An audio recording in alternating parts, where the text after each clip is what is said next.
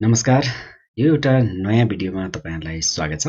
नेप्सेमा हिजोको कारोबार अर्थात् आजकै चाहिँ कारोबार समयभन्दा पछाडि 3 बजे भन्दा पछाडि चाहिँ कुन ब्रोकरहरुको चाहिँ खरिद बिक्रीको अवस्थाहरू के छ त्यो हेर्नको साथसाथै ब्रोकरहरुले चाहिँ कुन स्टकहरुलाई बढी किने र कुन स्टकहरुलाई बढी बेचे यो कुरालाई हेरेर विश्लेषण गर्ने जुन ब्रोकर एनालिसिस भन्ने गर्छौं त्यो ब्रोकर एनालिसिस गर्ने तरिकाको साथसाथै हिजोको कारोबारमा चाहिँ सबैभन्दा धेरै भोल्युममा चाहिँ 5 करोड भन्दा बढीको चाहिँ रकम बराबरको चाहिँ कारोबार भएको एनआईसी एसियाको चाहिँ भोल्युम एनालिसिस गर्दाखेरि के संकेत गर्छ यस विषयमा रहेर यो भिडियोमा कुराकानी गर्छु। हिजोको कारोबार अथवा आजकै कारोबार तर कारोबार समयभन्दा पछाडिको अवस्थामा हामीले हेर्दाखेरि ब्रोकर वाइज चाहिँ विश्लेषण गर्नको लागि चाहिँ हामीले कुन ब्रोकरहरुले चाहिँ किने बढी अथवा बेचे बढी यो कुराको विश्लेषणका लागि चाहिँ हामीले ब्रोकर एनालिसिस गर्ने गर्छौं।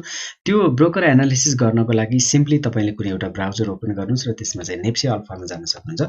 nepsealpha.com मा गएर चाहिँ तपाईले सिम्पली चाहिँ यहाँ भएका मेन्युहरु मध्येमा चाहिँ ट्रेडिङ सिग्नल भन्ने मेन मेन्यु रहेको छ। यो ट्रेडिङ सिग्नल मेन मेन्युमा चाहिँ जस्ट तपाईले स्क्रोल डाउन गर्नुस् र यहाँ फ्लोर शीट फिल्टर भन्ने अप्सन छ। यो फ्लोर शीट फिल्टर अन्तर्गत पनि ट्रेडर फ्लोर शीट भन्ने चाहिँ यहाँ एउटा अप्सन रहेको छ। यसमा चाहिँ जस्ट क्लिक गर्नुस्। यो क्लिक गरेपछि अब तपाईले ट्रेडरहरु यानी कि ब्रोकरहरुको चाहिँ फ्लोर शीट चाहिँ तपाईले देख्नुहुन्छ। यो खुलिसकेपछि सबैभन्दा पहिला छ तपाईले स्टक वाइज चाहिँ हेर्न सक्नुहुन्छ, ब्रोकर वाइज हेर्न सक्नुहुन्छ र समरी हेर्न सक्नुहुन्छ।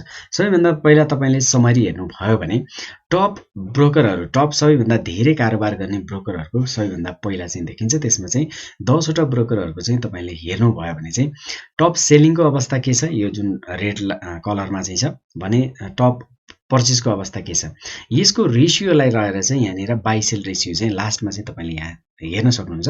एक भन्दा मुनि छ भने तपाईले यो चाहिँ सेलिङ चाहिँ बढी हो भनेर बुझ्न सक्नुहुन्छ र एक भन्दा माथि छ भने चाहिँ यो बाइङ साइड चाहिँ बढी छ भनेर बुझ्न सक्नुहुन्छ।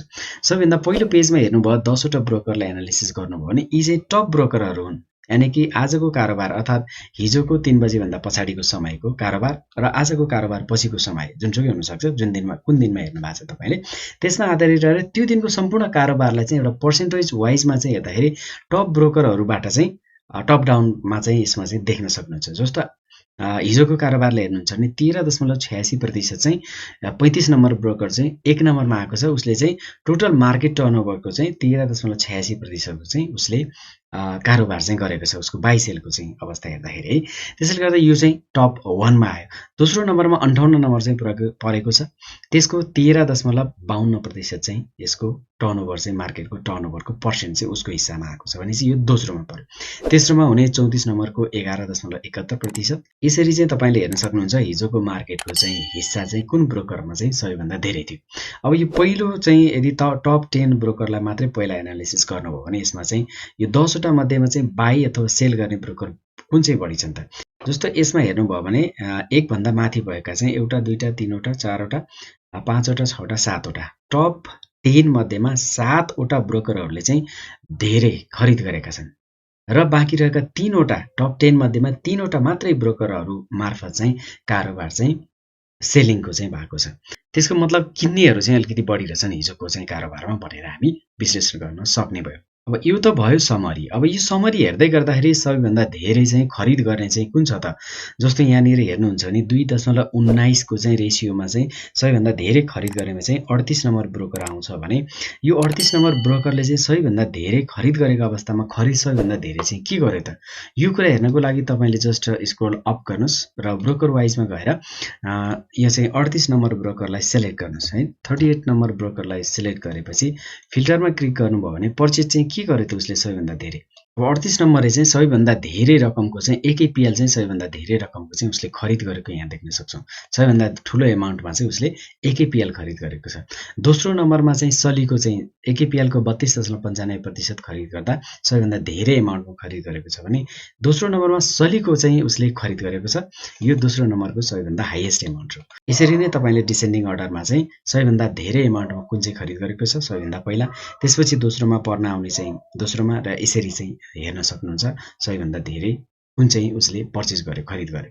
त्यसरी नै सेलिङ चाहिँ कुन गर्यो त भन्दा यहाँ अप्सनमा जानुस् र सेलिङमा चाहिँ गर्ने हेर्नु भयो भने सेलिङमा उसले सबैभन्दा धेरै सेल चाहिँ आरएचजीसीएल चाहिँ उसले सबैभन्दा धेरै सेल गर्यो सबैभन्दा धेरै एमाउन्टको, र उसले चाहिँ टोटल आरएचजिसिएलको चाहिँ 35.58% हिस्सा चाहिँ ऊ एक्लैले चाहिँ सेल गरेको छ भने दोस्रो भनेको महिला लघु वित्त एमएलबिएसएलको चाहिँ उसले सेल गरेको छ दोस्रोमा सबैभन्दा धेरै एमाउन्टमा भने सबैभन्दा धेरै पर्सेन्टेज पनि उसले महिला लघु वित्तको नै सेल गरेको छ।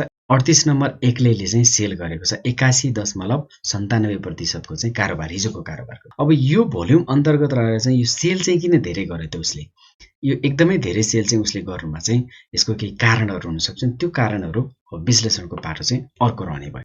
अब यसरी ब्रोकर वाइज चाहिँ हेर्दै गर्दाखेरि अब स्टक वाइज हेर्ने हो भने सबैभन्दा धेरै चाहिँ एमएलबिएसएल चाहिँ उसले सेल गरेको छ भनेपछि यो 38 नम्बर ब्रोकरले चाहिँ उसले पर्चेज र सेलिङ चाहिँ एउटै स्क्रिप्ट चाहिँ गरेन, पर्चेज पनि फरक गर्यो। एकेपिएल सलीको चाहिँ उसले सबैभन्दा हाइएस्ट पर्चेज छ एससीबी भने सेलिङ चाहिँ फरक स्क्रिप्ट चाहिँ उसले सेलिङ गरेको छ भने चाहिँ यसले म्याचिङ गरेको भने होइन।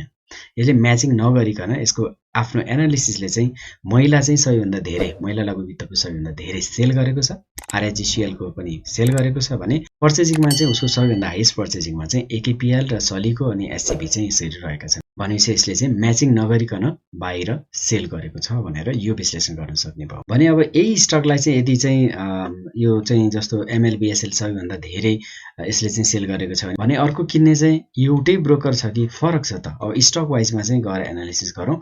महिला विकास लघु वित्तको चाहिँ यदि फिल्टर गऱ्यौँ भने पर्चेज गर्ने चाहिँ एउटा मात्रै छ अथवा अन्य छन्। पर्चेजमा हेर्दाखेरि चाहिँ एउटा ब्रोकरले 16.82% चाहिँ उसले खरिद गरेको छ, अर्को ब्रोकरले 11% खरिद गरेको छ भने चाहिँ खरिदको अंश हेर्दा चाहिँ एउटैले चाहिँ धेरै उठाएको छैन। जुन पर्सेन्टमा चाहिँ 38 नम्बर ब्रोकरले चाहिँ सेल गरेको छ महिला लघु वित्त त्यही प्रतिशतमा चाहिँ त्यही अनुपातमा चाहिँ यो एउटै मात्रै ब्रोकरले चाहिँ खरिद गरेको अवस्था छैन। यसको मतलब के हो त भन्दा खरिद चाप चाहिँ यो महिला विकास लघु वित्तको बढी थियो। भनेपछि यसरी चाहिँ हामीले समरीमा चाहिँ ब्रोकरहरूले चाहिँ खरिद बिक्रीको अवस्था के छ अनि ब्रोकर वाइज हरेक ब्रोकरले चाहिँ कुन कुन स्क्रिप्टलाई कुन कुन स्टकलाई चाहिँ बढी प्रायोरिटीमा चाहिँ राखेर पर्चेज गरेका छन् अथवा सेल गरेका छन् यो कुरा, र स्टक वाइजमा पनि कुन कुन ब्रोकरहरूले चाहिँ बढी हाबी भएका छन् यो कुराहरू यसरी एनालिसिस गर्न सक्छौँ। यसरी नै स्टकहरूको एनालिसिस गर्दै गर्दा हिजोको कारोबारमा हेर्नुहुन्छ भने सबैभन्दा टप भोल्युममा चाहिँ एकदम टर्नओभर धेरै भएको भनेको एनआइसी एसियाको सबैभन्दा धेरै टपमा चाहिँ यसको चाहिँ कारोबार भयो। यसको चाहिँ 5 करोड भन्दा बढी रकमको चाहिँ यसको कारोबार हुँदै गर्दाखेरि एनआइसी एसियाको चाहिँ यदि प्राइस हेर्नुहुन्छ भने बढेर कारोबार भएको छैन, यसको चाहिँ घटेर कारोबार भएको छ। एनआइसी एसियाको हेर्दाखेरि यहाँनिर 690 मा चाहिँ यसको चाहिँ एलटिपी हुँदै गर्दा यो घटेर कारोबार भएको छ। 0.66% चाहिँ यो घटेर कारोबार भएको छ भनेपछि घटेको अवस्थामा भोल्युम चाहिँ सबैभन्दा धेरै आएको छ भने अब यसलाई चाहिँ स्टकमा चाहिँ गएर स्टक वाइज चाहिँ एनालिसिस गर्यो भने कुन ब्रोकर मार्फत चाहिँ के कारोबार भएको छ त त्यो कुराहरू पत्ता लाग्छ र त्यसको आधारमा त्यो भोल्युमलाई चाहिँ हामीले एनालिसिस गरेर किन्ने अथवा बेच्ने त्यो कुन पोजिसन लिने हो त्यो कुरा हामीलाई सहज हुन्छ। अब यहाँ गएर चाहिँ हेरौँ स्टक वाइज चाहिँ पहिला एनआइसी एसियाको चाहिँ एनआइसी एसिया बैंकको चाहिँ यदि फिल्टर गरेर हेर्यौँ भने पहिला चाहिँ पर्चेजिङको अवस्था हुन्छ है। पर्चेजिङमा चाहिँ तपाईँले यहाँ ट्रान्ज्याक्सन टाइपमा चाहिँ पर्चेज गर्दाखेरि पर्चेजको अवस्थामा चाहिँ 4 नम्बरले 15.43% खरिद गरेको छ, यानी कि करिब 77,36,000 आसपासको चाहिँ यसले खरिद गरेको छ। दोस्रोमा 45 नम्बरले चाहिँ खरिद गरेको छ 10.88%। सबैभन्दा धेरै खरिद गरेमा यिनै दुईवटा चाहिँ ब्रोकरहरू परेका छन् भने अब सेलिङको अवस्थालाई हेरौँ त। सेलिङको अवस्था हेर्दाखेरि चाहिँ हेर्न सक्नुहुन्छ एउटै ब्रोकर चाहिँ सबैभन्दा धेरै हाबी भएर सेल भएको छ, यानी कि सप्लाई सबैभन्दा धेरै सेल गर्नेमा चाहिँ 35 नम्बर ब्रोकर छ जसले चाहिँ यो हिजोको चाहिँ सम्पूर्ण एनआइसी एसियाको कारोबारको चाहिँ 66.54%, आधा भन्दा पनि बढी चाहिँ एउटै मात्रै ब्रोकरबाट एकमुष्ट रूपमा चाहिँ सेल भएको छ। 3,33,00,000 भन्दा बढी रकम बराबरको चाहिँ एउटै ब्रोकरले एकैचोटि चाहिँ सेल गरेको छ। त्यो पनि एभरेज प्राइस हेर्नुहुन्छ भने अघिल्लो दिनको भन्दा घटेर 691.54। सो यस्तो अवस्थामा चाहिँ सेलरहरू हाबी भएको हुनाले अब यसमा चाहिँ मार्केटमा चाहिँ के हुन सक्ला भनेर विश्लेषण गर्ने पाटो हेर्दाखेरि 2-3वटा पाटोहरू हुन सक्छन्। पहिलो कुरा त अब यो मार्केट चाहिँ हेभी सेल चाहिँ एउटै मात्रै ब्रोकरले गरेको हुनाले एउटा चाहिँ यसको प्राइस चाहिँ गिर्ने सम्भावना रहन सक्छ।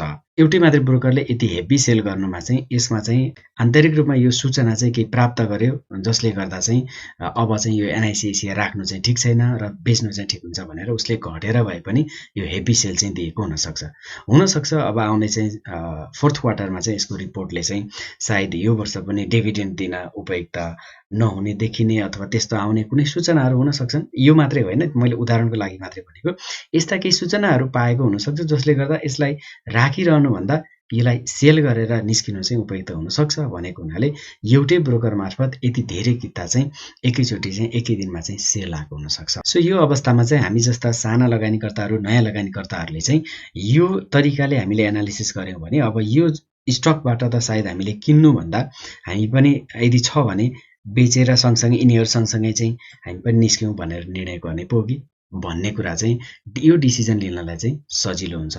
सो यसरी चाहिँ हामीले चाहिँ ब्रोकर एनालिसिस गऱ्यौँ, स्टकको चाहिँ भोल्युम एनालिसिस गऱ्यौँ भने चाहिँ एउटा किन्ने अथवा बिक्री गर्ने यो कुराको डिसिजन लिन अलिक सहज हुन्छ भन्ने चाहिँ लाग्छ। सो यसरी चाहिँ हामीले चाहिँ मार्केटमा चाहिँ ब्रोकर वाइजको चाहिँ समरी चाहिँ खरिद अथवा बिक्रीको अवस्था के छ र त्यसभित्रमा पनि ब्रोकर वाइज कुन ब्रोकरले चाहिँ अलिकति कुन स्टकलाई चाहिँ बढी हेभिली चाहिँ सेल अथवा हेभिली बाई गरेको छ यो कुरा, र स्टक वाइज हेर्दाखेरि कुन स्टकलाई चाहिँ कुन ब्रोकरले चाहिँ सबैभन्दा धेरै अलिकति सेल अथवा बिक्रीमा चाहिँ गरेको छ, यो कुराहरू हेर्न सक्छौँ, यो कुरा विश्लेषण गर्न सक्छौँ। सो त्यसैको आधारमा चाहिँ हामीसँग भएका स्टकहरूको चाहिँ किन्ने अथवा बिक्री गर्ने यो कुराको निर्णय चाहिँ लिन सक्छौँ।